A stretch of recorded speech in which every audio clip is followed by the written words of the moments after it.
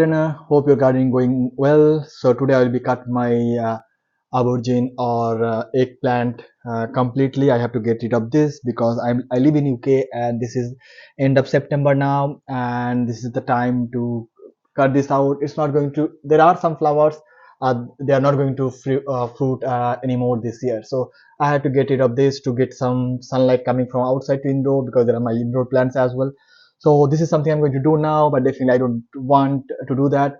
As you know, I am passionate about gardening. I don't want to lose my plant, but there is no option, no choice I have.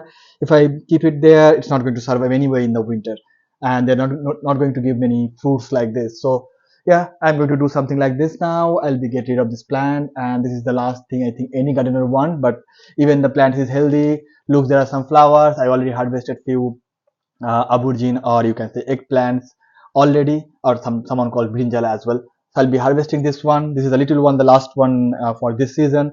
I already harvested quite few. You can see that quite few already I harvested from down there. But yeah, now it's end of season. There are some flowers, but I'm pretty sure from my previous experience, it's not going to fruit for this year anymore.